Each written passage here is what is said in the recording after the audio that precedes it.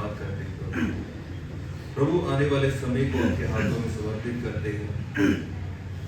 आए हुए जितने भी जन हैं, मैं परमेश्वर में उनके लिए प्रार्थना करता हूँ। प्रभु लोगों के हृदयों को तैयार करें, उनकी आत्माओं को तैयार करें, उनके शरीर को तैयार करें परमेश्वर। और जो भी आज वचन बांटा जाए परमेश्वर, वो वचन मेरी ओर से ना होकर के परमेश्वर आपके पवित्र आत्मा और उस महान परमेश्वर जो सिंहासन में बैठा है उसकी ओर से होने पाए। प्रभु जो ये सिंहासन, जो ये जगह आपने हमें दिया है परमेश्वर, हम इस योग्य नहीं थे, परंतु परमेश्वर आपकी करुणा, आपकी दया के कारण आज हम यहाँ पर उपस्थित हैं। उसके लिए हम आपका धन्यवाद करते हैं परमेश्वर। प्रभु हम प्रार्थना करते हैं परमेश्वर, आज का दिन परमेश्वर हर एक के लिए एक आशीष का कारण होने पाए प्रभु। और हम प्रार्थना करते हैं परमेश्वर, पिछले दिनों से जो भी यदि हमने भूल चूक में भी जो भी कुछ किया है परमेश्वर, उसके लिए भी आप क्षमा करने में विश्वास योग्य प्रभु। हम प्रार्थना करते हैं हमारे जीवन को, हमारे प्राणों को, हमारी आत्माओं को, आज के वचन को और सुनने वाले जितने भी यहाँ पर आज परमेश्वर हम बैठे हैं, हम सभी को आपके पवित्र हाथों में हम समर्पित करते हैं। ये सारा आदर महिमा आपको देते हैं, मांगते हैं हमारे आने वाले उद्धारकर्ता यीशु मसीह के पवित्र नाम से समर्पित करते हैं। आमीन। हालेलुया। देखो ये बहुत ही सुंदर समय है जो परमेश्वर ने हम लोगों को दिया है। मैं ज्यादा समय आप लोगों का नहीं लूंगा। एक वचन हम लोग पढ़ेंगे, रोमियो अध्याय 8 का 13 और 14 वचन, 13 और 14 वचन हम पढ़ेंगे। अगर अपनी बाइबल को अगर आप लेकर आए हैं तो आप इसे निकालें। क्योंकि यदि तुम शरीर के अनुसार दिन काटोगे तो मरोगे, और यदि आत्मा से देह की क्रियाओं को मारोगे तो जीवित रहोगे। इसलिए कि जितने लोग परमेश्वर के आत्मा के चलाए चलते हैं वे ही परमेश्वर के पुत्र हैं। और एक और वचन हम लोग यहां पर पढ़ेंगे, उसी का 18वां वचन। क्योंकि मैं समझता हूं कि इस समय के दुख और कलेश उस महिमा के सामने जो हम पर प्रकट होने वाली है कुछ भी नहीं है। ये जो परमेश्वर का वचन है ना, बहुत ही महत्वपूर्ण वचन है। और मैं आप लोगों के पास में ये वचन आज एक्चुअली मैं क्यों लेकर आया हूं बोलने से, मैं इन दिनों में ये प्रेरितों के काम ना बहुत मैं पढ़ता हूं। और मेरी वाइफ यहाँ पर है, वो जानते हैं हम लोग हर शाम को क्या करते हैं, उस वचन को क्या करते हैं, पढ़ते हैं, एक्ट्स को। ये परमेश्वर ने मुझे अचानक दिल में दिया कि इस साल में, इस महीने में शायद हो सके मैं इसे पढ़ूं, इसे जानूं, इसे और गहराई से जानूं और समझूं। जब मैं बाइबल कॉलेज में था, 2007-8 की बात है, दिल्ली में थे हम लोग, और दिल्ली में यही एक्ट्स हमने पढ़ा था और हमें एक किताब दिया गया था, एक्ट्स 29। जब आप एक्ट्स 29 बोलते हैं तो अगर आप इसके अध्यायों को अगर आप देखेंगे तो सिर्फ यहाँ पे 28 अध्याय है, पर एक किताब था जो उन्होंने लिखा, एक्ट्स 29। वो एक्ट्स 29 क्यों लिखा? वो हमारे लिए लिखा कि हमें क्या करना है, हमें क्या करना है। और जब मैंने उस किताब को पढ़ा और जाना और प्रभु की सेवकाई के बारे में जाना, और जब ये प्रेरितों के काम के से लेकर के जब हम रोमियो में जब हम आते हैं, रोमियो जब हम आते हैं, रोमियो के अध्याय को पढ़ते हैं, तो ये कुछ बातों को सिर्फ सेवकाई के बारे में नहीं बताता है, परंतु आत्मिक जीवन के बारे में हमें बताता है। ये आत्मिक जीवन के बारे में बताता है कि हमें कैसे जिंदगी को जीना है। हमें कौन है सुखी है, हमें कौन है जो सुखी है? कोई सुखी है तो हाथ खड़े। Are you happy? कोई सुखी है? 100% नहीं। हर एक के जीवन में दुख है, समस्या है। कौन कह सकता है कि मेरे जीवन में दुख और समस्या नहीं है? हाँ, मैं तो बिल्कुल फ्री हूं, कोई कमी नहीं है। कोई कह सकता है? नहीं, हमें कमी है, परेशानियां हैं, हर दिन चैलेंजेस से हम लोग गुजरते हैं। हर दिन कुछ ना कुछ नए चैलेंजेस हमारे जीवन में आते हैं जिससे हम लड़ नहीं पा रहे हैं। बाइबल हमें बताती है कि शरीर की क्रियाओं को हमें क्या करना है? मारना है।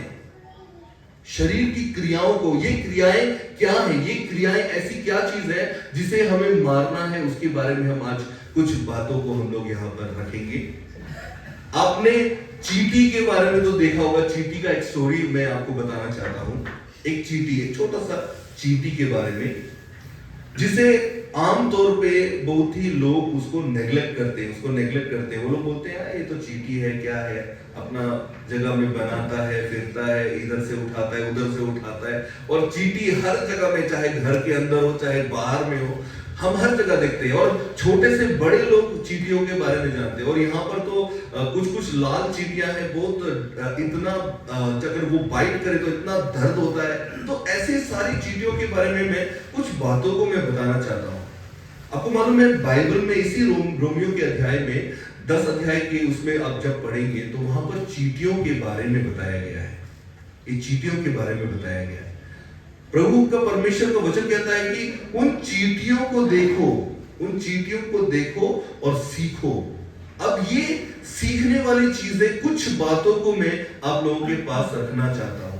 आपको मालूम है, चींटियों का कोई भी अगुआ नहीं होता है। अगुआ मतलब समझते हैं? कोई लीडर नहीं होता है। वो समय से उठते हैं, समय से जाते हैं, पूरे दिन काम करते हैं, पूरा मेहनत करते हैं और लेकर आते हैं। उनको कोई बताता नहीं है कि क्या करना है, क्या नहीं करना है, परंतु सब अपना कार्य को पूरा करते हैं।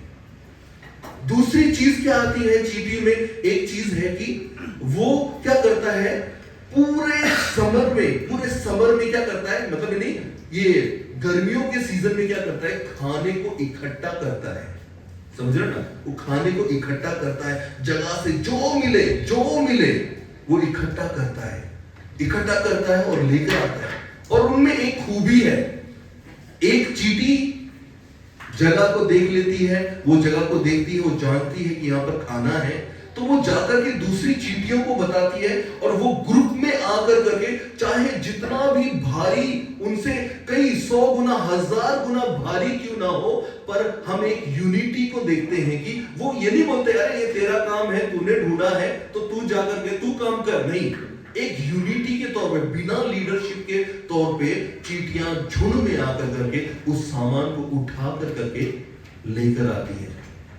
अब चींटियों में एक और खूबी क्या है कि वो ऐसी जगह में वो घर बनाती है, चाहे वो बारिश आए, चाहे तूफान आए, चाहे भूकंप आए, चाहे ऐसी बड़ी बड़ी मुसीबतें क्यों ना आए, उन मुसीबतों को पहले से ही उसका सामना करने के लिए वो गुफाओं का निर्माण करती है, वहां पर उसे बचाने का निर्माण करती है। दूसरे चींटियों से, कहीं दूसरे चींटी आकर के हमारे घोंसले में घुस करके हमला ना करे, उसके लिए क्या करती है, सुरक्षा करती है। और उसको कौन सिखाता है ये सारी चीजें?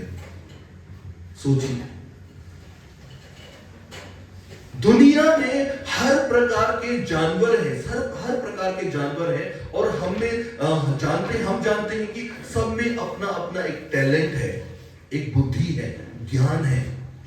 आपने कई बार देखा होगा, जब हम छोटे थे तो उस समय में हम लोग कुछ बगुलों को क्या करते हैं, क्रेन को क्या करते थे, आसमान से उड़ते हुए, सीजन में हम उड़ते हुए कहीं जाते हुए देखते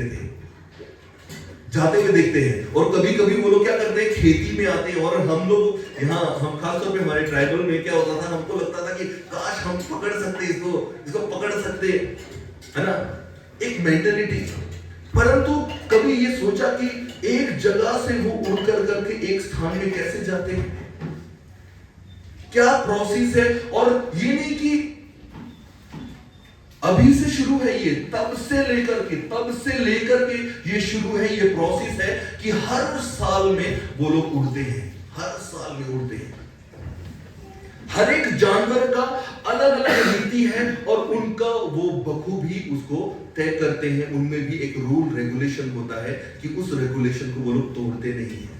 अब ये चींटी के बारे में मैं आपको बताना चाहता हूं। मैं चींटी को क्यों बता रहा हूं, क्योंकि बाइबल में बाकी जानवरों के बारे में भी बहुत सारी बातें लिखी हुई हैं, परंतु परमेश्वर जब भी काम की बात आता है, आलस को दूर करने की बात आता है, तब वो एक चींटी के बारे में बताता है।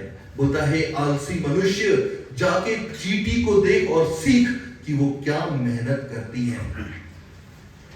अब चींटी में एक और चीज हम सीखते हैं, चींटी के बारे में मैं बताना चाहता हूं। यूनिटी है उसके अंदर में, हमने वो देखा। जब भार उठाते हैं वो हमने देखा। सुरक्षा देते हैं वो हमने देखा। खाना पीना मिलके बांट के खाते हैं वो देखा हमने। कम्युनिटी में इतना है कि वो अपना सेक्रीफाइस तक भी आगे के लिए कर देते हैं ताकि दूसरों को क्या करें, रक्षा करें, हो जाता है। और सबसे बड़ी बात है, उनको सिखाने वाला कि तुम इधर जाओ तुम उधर जाओ, कोई भी लीडर वहां पर मौजूद नहीं है, पर ये बुद्धि परमेश्वर ने दिया। और प्रभु हम मनुष्यों को क्या कह रहा है कि उन चींटियों से सीखो, उन चींटियों से सीखो। यूनिटी के बारे में उन चींटियों से सीखो, एकता के बारे में उन चींटियों से सीखो, एक दूसरे की रक्षा करने के लिए उनसे सीखो। मुसीबत का वेट करने के लिए नहीं बोलता है परमेश्वर, मुसीबत आने से पहले उसकी सुरक्षा करना सीखो। आपको मालूम है, जब आप इज़िकियल की किताब पढ़ते हैं और आप जब जेरमिया की किताब पढ़ते हैं, जेरमिया और इज़िकियल का किताब है ना, वहां पर एक चीज कॉमन है, एक चीज बहुत ही कॉमन है। और नेहमिया की अगर आप किताब को पढ़ेंगे उसमें भी एक कॉमन है। नेहमिया, जेरमिया और इज़िकियल, ये जो तीन लोग हैं ना, वो एक कॉमन है जिसके बारे में हम ओल्ड टेस्टमेंट में पढ़ते हैं। क्या कॉमन है कि वो अपने बारे में ना सोच कर करके दूसरों के बारे में वो लोग सोचते हैं। हालेलुया। अपने बारे में ना सोच कर करके वो दूसरों के बारे में पहला स्थान देते हैं। अब जेरूशलेम कितना बड़ा है, जेरूशलेम कितना बड़ा है, काफी बड़ा है, कई लोग वहां पर रहते हैं, परंतु नेहमिया ने, जेरमिया ने, इज़िकियल ने वो जिम्मेदारी को उठाया, अपने अपने जगह में उठाया, ताकि उस शहर पनाह को वो फिर से बना सके, उन्हें सुरक्षित कर सके, उनकी दीवारों को बना सके।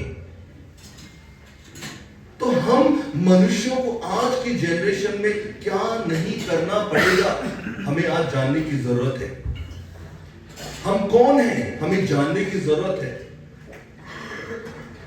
बाइबल बताता है कि जो शरीर के अनुसार जो चलेगा या शरीर के अनुसार अपने जीवन को काटेगा, जो शरीर के अनुसार में सारी चीजें करेगा, हम बच्चों को भी वही सिखाते हैं। अरे बच्चे लोग, पढ़ोगे नहीं तो कमाओगे नहीं तो घर कैसे चलाओगे, घर कैसे बनाओगे। एक कॉमन सी बात है, हम बच्चों को सिखाते हैं, स्कूल में पढ़ाते हैं, हम उनके कानों को खींचते हैं, स्कूल में यूनिफॉर्म के द्वारा हम भेजते हैं, हर चीजों को सिखाते हैं। और उसके बाद ये सिखाया जाता है कि अगर कमाओगे नहीं, अपने पांव पे खड़े नहीं होगे, तो दुनिया क्या बोलेगा। ये हम सिखाते हैं बच्चों को। मैं ये नहीं कहता कि ये चीजें गलत है, परंतु जब हम ये सारी चीजें सिखाते हैं, परंतु हम ये भूल जाते हैं कि आत्मिक चीजों को भी उन्हें सिखाना जरूरी है। शारीरिक चीजें तो हैं, ठीक है, अच्छी बात है, आप पढ़ाई करो, अच्छे स्कूल में जाओ, अच्छा नौकरी पाओ, पैसा कमाओ, परंतु बाइबल हमें क्या बताता है, शरीर के अनुसार अगर हम दिन काटेंगे तो हम मर जाएंगे। ये बाइबल हमें क्यों बता रहा है ऐसी चीजें। प्रभु तो ये नहीं बोल रहा है कि एजुकेटेड हो जाओ, ये करो वो करो, नहीं, वो कुछ नहीं बोल रहा है। यहां पर सीधा बोल रहा है कि अगर शरीर के अनुसार अपना जीवन काटोगे तो मर जाओगे। ना तो हम कुछ लाए थे, ना कुछ हम ले जाएंगे, खाली हाथ आए थे, खाली हाथ जाना है हमें। ये आपको हमें समझना जरूरी है। बाइबल में सब चीज का आंसर है। आप जब मैथ्यू चैप्टर 5 का जब आप 33 पढ़ेंगे ना, वहां पर क्या लिखा हुआ है, वहां पर लिखा हुआ है सबसे पहले क्या कर, परमेश्वर के धर्म और उसकी राज्य की क्या कर, खोज कर। तो ये सारी वस्तुएं जिसके पीछे आज हम मनुष्य भाग रहे हैं ना, वो हमें अपने आप मिल जाएंगी। क्या बाइबल गलत है? क्या बाइबल गलत है? अगर बाइबल सही है तो अपना करके देखो। बाइबल हमें बताता है, परख के देखो कि वो कितना भला और कितना महत्वपूर्ण है हमारे लिए। परख के देखो, जानो उसे। शरीर के अनुसार हम अपना जीवन को काट रहे हैं, परंतु हमारा जो मेहनत है आशीष नहीं है, मेहनत है भरोसा नहीं है, मेहनत है फ्यूचर नहीं है। ये सारी चीजें क्यों हो रही है? क्योंकि हमें सीखने की जरूरत है उन चीटियों से जिनका कोई लीडर नहीं है, फिर भी अपने कार्यों को वो करना जानती है। हालेलुया। बाइबल हमें बताती क्या करना पड़ेगा हमें। बोला है कि यदि तुम शरीर के अनुसार दिन काटोगे तो मरोगे, यदि आत्मा से देह की क्रियाओं को मारोगे तो जीवित रहोगे। आत्मा से शरीर की क्रियाओं को मारोगे। अब ये मैंने पहले बताया आपको, ये क्रियाएं क्या हैं। यदि हम अपने आप को पहला स्थान देकर करके रखें, दूसरे को बाद में दें, यानी हम अपनी इच्छा को हम पूरी कर रहे हैं।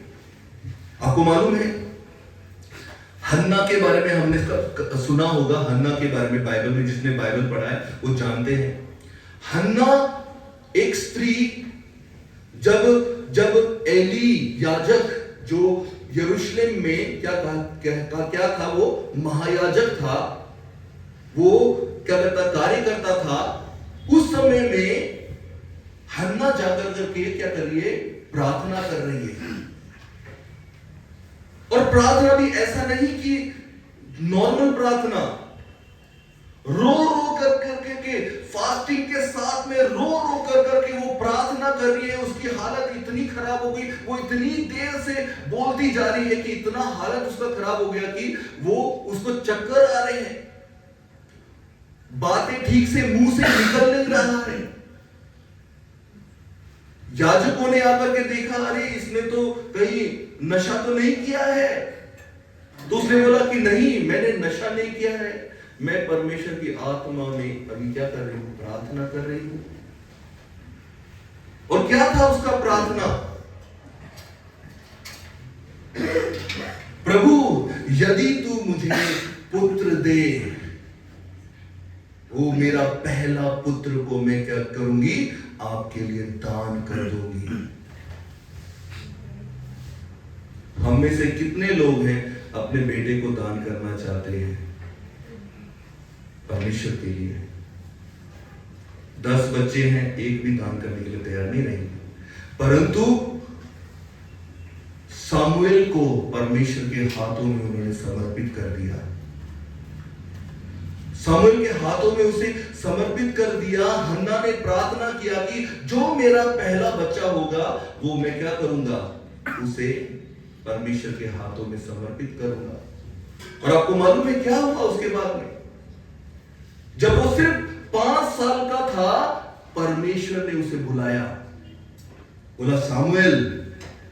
उसने सोचा कि शायद हमारे महायाजक ने बुलाया होगा। महायाजक के पास दौड़ते हुए गया और बोला कि आपने कहीं बुलाया मुझे? बोला नहीं, मैंने तो नहीं बुलाया। वो फिर से जाकर के बेड में बैठा, फिर से बोला सामुएल। वो फिर से आया, बोला कि क्या आपने मुझे बुलाया?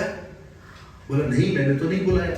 वो वापस जाने लगा तो बोला कि रुक जा इधर आ। तो बोला हाँ, अगर तीसरी बार अगर वो तुझे फिर से बुलाए ना तो क्या कहना, प्रभु आपको मेरे से क्या काम है, ये कहना नहीं, प्रभु मैं यहां हूं, आप क्या चाहते हो मुझसे, मैं क्या करूं? परमेश्वर ने फिर बुलाया सामुएल। उसने बोला प्रभु मैं यहां हूं, मैं क्या करूं आपके लिए? बोला कि देख, मैंने तुझे इस्राएली लोगों के ऊपर में क्या कहा, क्या कराया है, एक भविष्यवक्ता के रूप से ठहराया है। तू मेरे लिए उनसे क्या करेगा, बातें करेगा। और आपको मालूम है, यही शमूएल ने राजा दाऊद का अभिषेक किया। यही शमूएल ने उस किंग को अभिषेक किया जो दाऊद राजा बना। और उस दाऊद राजा के वंशज में हमारे प्रभु यीशु मसीह का जन्म हुआ। हालेलुया। ये छोटी सी बात नहीं है, ये छोटी सी बात नहीं है। आप परमेश्वर के लिए क्या कर रहे हैं, ये मत सोचो। ये मत सोचो कि आपने परमेश्वर के लिए किया, मैंने बहुत काम किया, मैंने ये किया, मैंने वो किया। नहीं, परमेश्वर ने आपके लिए क्या किया, उसका धन्यवाद देना अभी जरूरी है। हालेलुया। मैंने परमेश्वर के लिए ऐसा किया, मैंने अपना घर छोड़ा, मैंने ऐसा किया, ये किया, वो किया। नहीं, ये परमेश्वर और हमारी बात है। और हम ये घमंड नहीं कर सकते, हाँ हमने इतना सेक्रीफाइस किया। क्या वो सेक्रीफाइस इतना बड़ा था कि यीशु मसीह के सेक्रीफाइस से भी बड़ा है? नहीं है। यीशु मसीह का सेक्रीफाइस उस क्रूस में जो हुआ, उससे बड़ा सेक्रीफाइस हमारा कुछ भी नहीं है इस दुनिया में। हमें ये जानना जरूरी है। जब जब हम कहते हैं कि अरे मैंने तो अपने परिवार को भी छोड़ दिया, धन संपत्ति भी छोड़ दिया, मैं तो नौकरी भी कर सकता था या नौकरी कर सकती थी, मैंने वो भी छोड़ दिया, मैं प्रभु के सेवकाई में आ गई हूं, या मैं प्रभु का कार्य करना चाहती हूं, या मैं प्रभु का कार्य कर रहा हूं, मैं चर्च भी जाता हूं, दान भी देता हूं, ये कर रहा हूं, वो कर रहा हूं। भाइयों बहनों, समझ जाओ, समझ जाओ, समझ जाओ। परमेश्वर अपनी महिमा किसी के साथ नहीं बांटता है, और ना बांटता था और ना बांटेगा।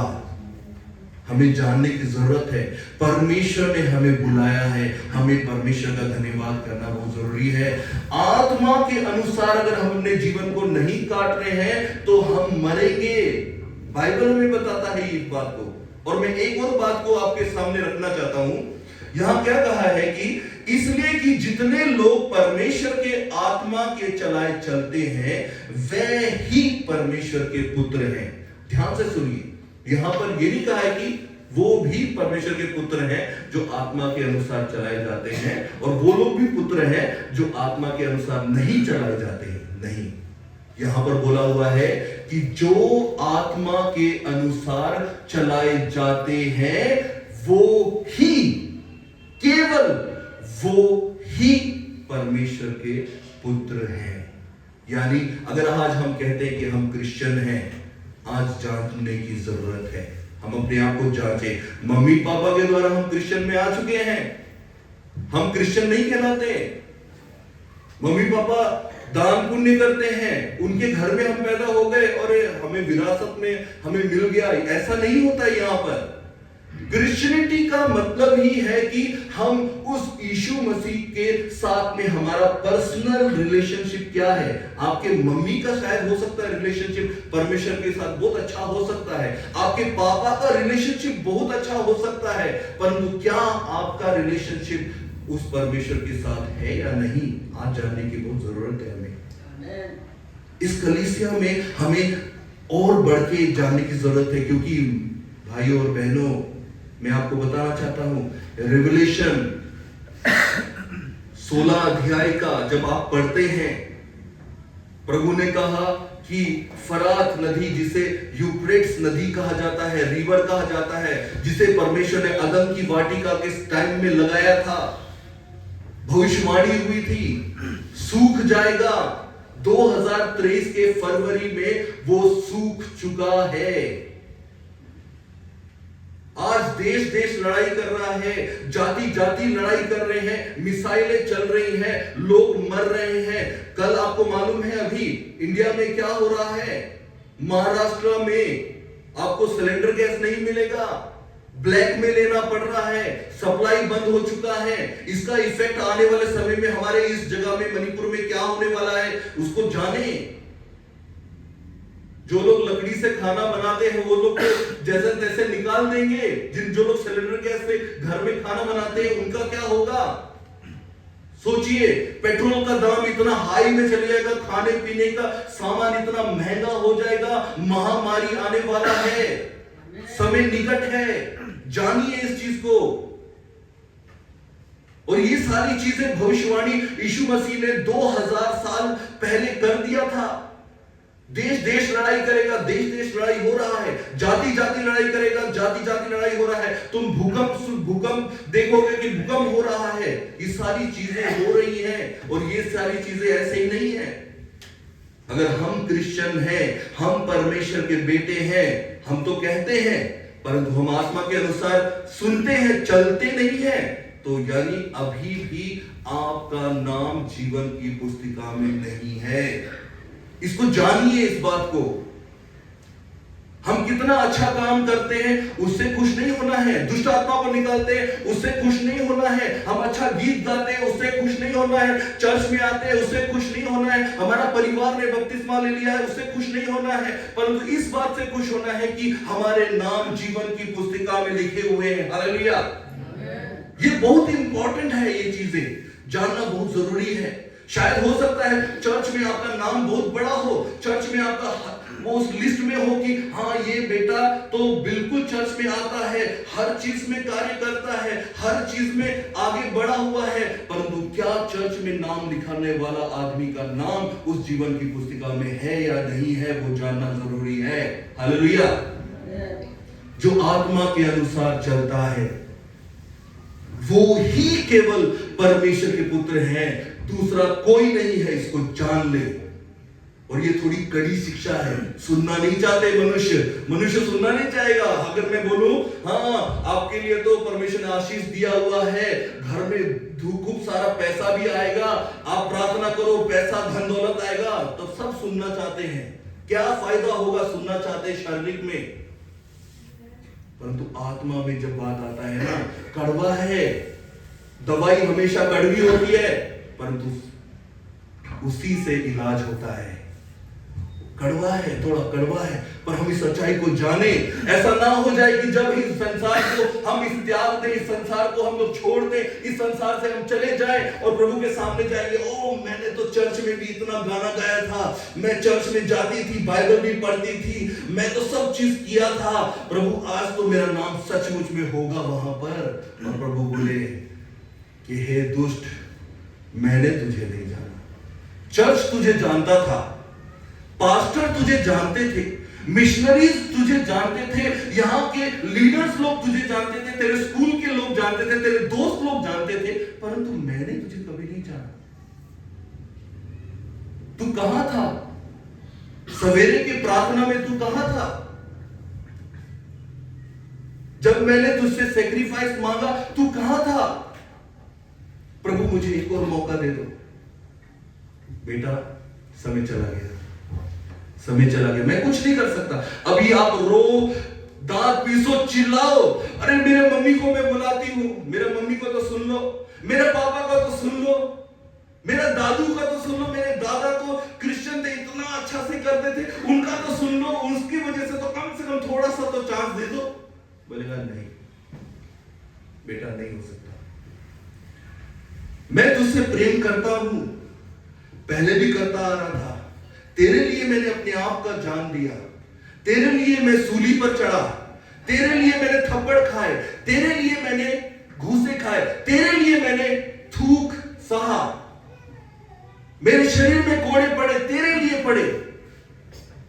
ऐसा नहीं था कि मैं तेरे पास नहीं आया, ऐसा नहीं था कि वचन के द्वारा तेरे से मैंने बात करने की कोशिश नहीं की, ऐसा नहीं था कि मैंने तेरे से कई चीजों से तेरे तक पहुंचने की कोशिश नहीं की, परंतु तूने दरवाजा बंद किया था, तूने दरवाजा अंदर से बंद किया था। मैं तो खटखटा रहा था, मैं तो खटखटा रहा था, आत्मा की बातें सुनो, मैं तो खटखटा रहा था, परंतु बेटा अभी तो मैं कुछ नहीं कर सकता। तेरा नाम जीवन की पुस्तिका में नहीं है, तेरा नाम जीवन की पुस्तिका में नहीं है। आप जाने इस चीज को, आप जाने इस चीज को। बपतिस्मा ले लिया है, आप सोचेंगे उद्धार हो गया, पवित्र आत्मा का बपतिस्मा हो गया, उद्धार हो गया। नहीं भाइयों बहनों, जिस दिन आप बपतिस्मा लेते हैं, जिस दिन आपके ऊपर में पवित्र आत्मा का क्या होता है, अनुग्रह होता है ना, वो पहला दिन है, अंतिम दिन नहीं है, वो पहला दिन, शुरुआत है, अभी शुरुआत है। वरना परमेश्वर कभी वचन में नहीं कहता कि जो अंत तक धीरज धरेगा केवल उसी का उद्धार होगा। हालेलुया। अंत तक धीरज धरना बहुत जरूरी है। इसका मतलब ये नहीं कि मैं सही हूं, आप गलत है, आप सही है, मैं गलत हूं, ये मतलब नहीं है। क्या मेरा परमेश्वर मेरा प्रभु है कि नहीं है?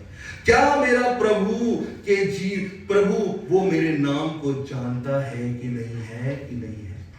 आप जाने। आपको मालूम है, पिछले दिनों में मैं एक वचन प्रेरितों के काम में पढ़ा। दुष्ट आत्मा ने कुछ व्यक्तियों को जो याजक के बच्चे थे उनसे बातें किया, और याजक के बच्चे मतलब महायाजक के बच्चे, जो फरीसी के बच्चे बोलने से तो इतने निपुण, पढ़ने लिखने में भी अच्छे होंगे, मैं विश्वास करता हूं, अगर अमीर है तो पढ़ने लिखने में भी सब चीज में निपुण है, हर चीज में है। दुष्ट आत्माओं को निकाल रहे हैं, बोल रहे हैं, क्या बोलते हैं कि अरे दुष्ट आत्मा, जिस यीशु का प्रचार वो पौलुस लोग कर रहे हैं ना, मैं आपको वो शपथ दिलाकर कहता हूं, इसमें से निकल। 7 भाई लोग दुष्ट आत्मा को निकालने की कोशिश कर रहे हैं। दुष्ट आत्मा ने क्या जवाब दिया मालूम है? यीशु को मैं जानती हूं। क्या जवाब दिया? यीशु को मैं जानती हूं। आज हम में से भी कई लोग होंगे जो यीशु मसीह को जानते होंगे। दुष्ट आत्मा भी जानती है, हम में और क्या फर्क है उसमें? और बोलता है कि मैं पौलुस को भी पहचानती हूं कि ये परमेश्वर का जन है, ये परमेश्वर का जन है, मैं पहचानती हूं उसको भी, परंतु तुम कौन हो? आज परमेश्वर वो सवाल हमसे पूछेगा कि हम कौन हैं आखिर में। हम तो अपनी नजर में बहुत अच्छे होंगे, हम तो सोचेंगे हाँ कोई गड़बड़ नहीं है, कोई गड़बड़ नहीं, हम तो परफेक्ट है, प्रार्थना करते हैं हम लोग सवेरे, हम लोग चर्च में भी जाते हैं, कलीसिया में जाते हैं, थोड़ा सा वचन भी बांटते हैं, हर चीज परफेक्टली कर रहे हैं, कहां कमी होगा? कहीं तो कमी नहीं होगा। वहीं पर कमी आ गया, क्योंकि आपने अपने आप को ज्यादा महिमा दिया, परमेश्वर से ज्यादा अपने आप को महिमा दिया, वहीं पर गड़बड़ आ गया। लूसीफर ने क्या पाप किया? आपको मालूम है लूसीफर ने क्या पाप किया? क्या बहुत बड़ा ज्यादा हमारे जैसा जो हमने आज तक किए, क्या उसने वो बड़े पाप किए? मन में सिर्फ सोचा, मन में सोचा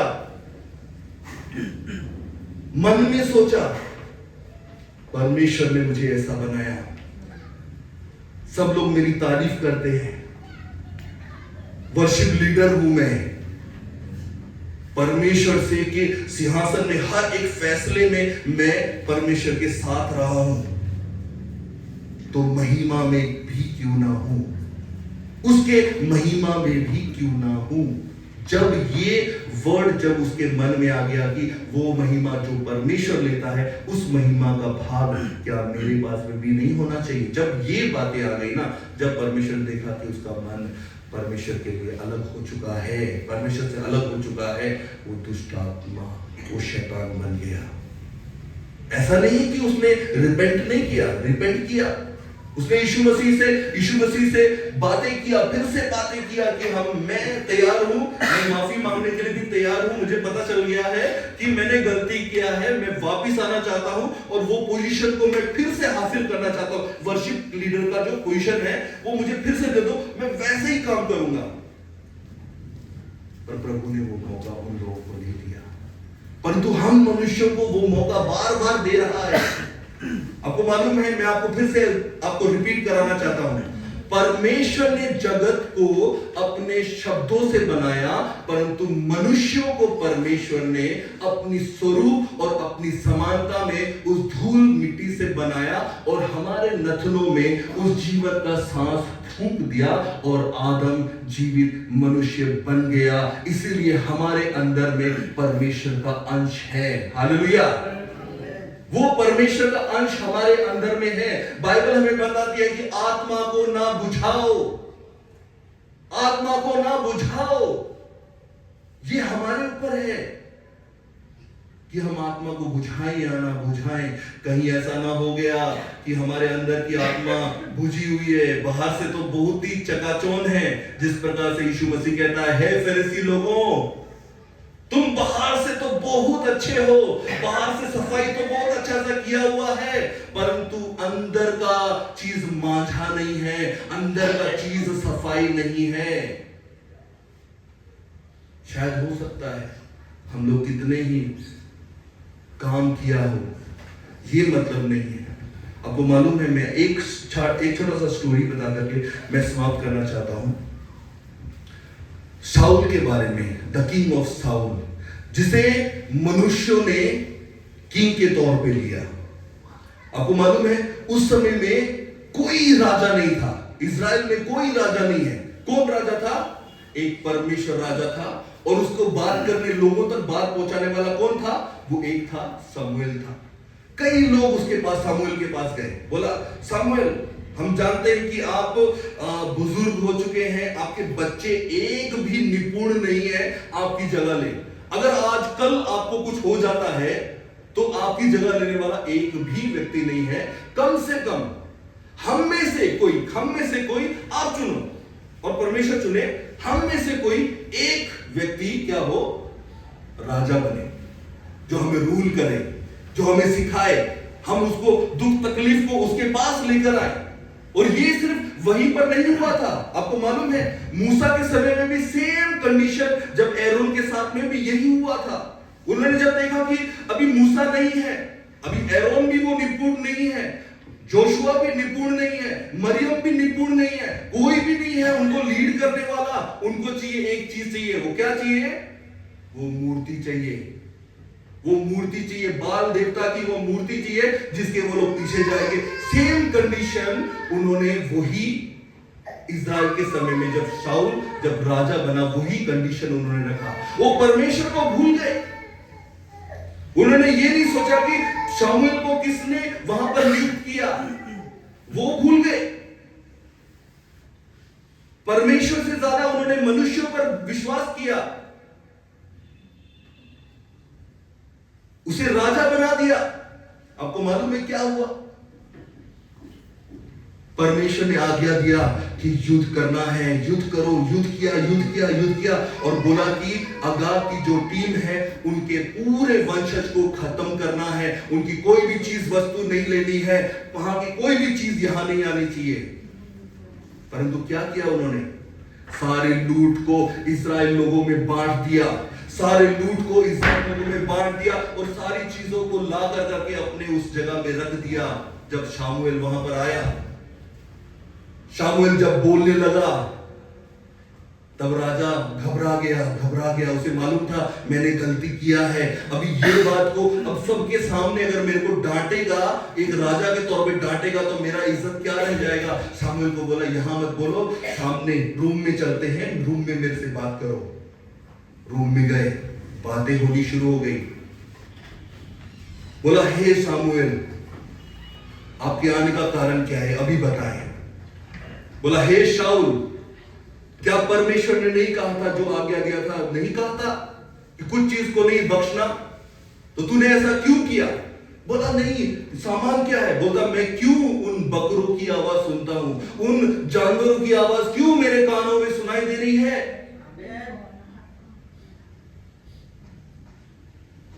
बोला मैं डर गया था। तू क्यों डरा मनुष्यों से? तू परमेश्वर से क्यों नहीं डरा? मनुष्यों से क्यों डरा जो तेरे को घात नहीं कर सकते? मनुष्यों से क्यों डरा? परमेश्वर से क्यों नहीं डरा? तू जिस जिस प्रकार से तूने परमेश्वर की आज्ञा का उल्लंघन किया है, परमेश्वर ने भी तुझे राजा होने से हटा दिया है। वो डर गया, बोलने लगा कि शमूएल, मैं जितने भी जानवर लेकर आए, चलो हम सैक्रिफाइस करेंगे, सैक्रिफाइस करते हैं, उसको चढ़ा देते, परमेश्वर को चढ़ा देते, कहीं ना कहीं परमेश्वर तो दया करेंगे। शमूएल ने क्या कहा? Obedience is better than sacrifice. यानी परमेश्वर की आज्ञा मानना आपके कार्यों से कई गुना बड़ा है। कई बार हम अपना सैक्रिफाइस देखते हैं, कई बार अपना सैक्रिफाइस देखते हैं, मैंने ये किया, मैं उस जगह में गया, इतना मेहनत किया, मैंने ये किया, वो किया। परमेश्वर उसके लिए आशीष देगा भाई और बहनों, ऐसा नहीं कि नहीं देगा। बाइबल कहता है, पहला कुरिन्थियन 15:58 में कहता है, क्या कहता है? तुम्हारा परिश्रम परमेश्वर में व्यर्थ नहीं है।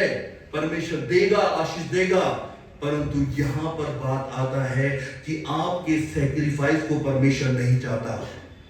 परमेश्वर चाहता है कि क्या आप उसकी आज्ञा का पालन करते हैं कि नहीं करते हैं। क्या आपने परमेश्वर की आज्ञा का पालन किया कि नहीं किया? परमेश्वर वो चाहता है।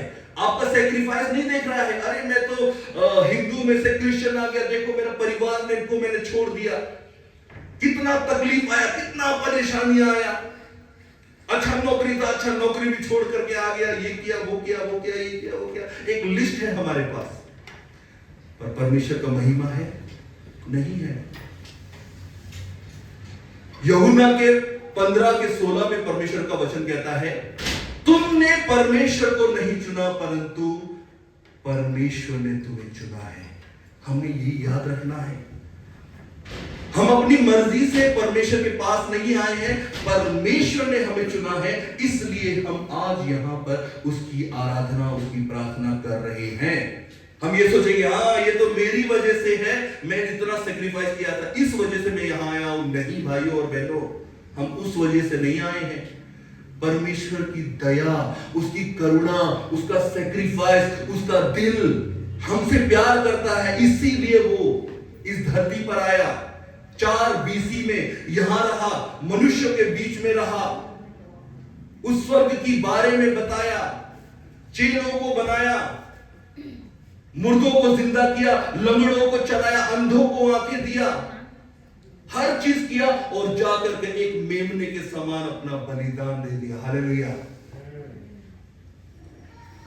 वो बलिदान देने के बाद सिर्फ बलिदान नहीं हुआ, मृत्यु भी उसे रोक ना पाई, वो उस मृत्यु में से भी जीवित हो उठा। हालेलुया।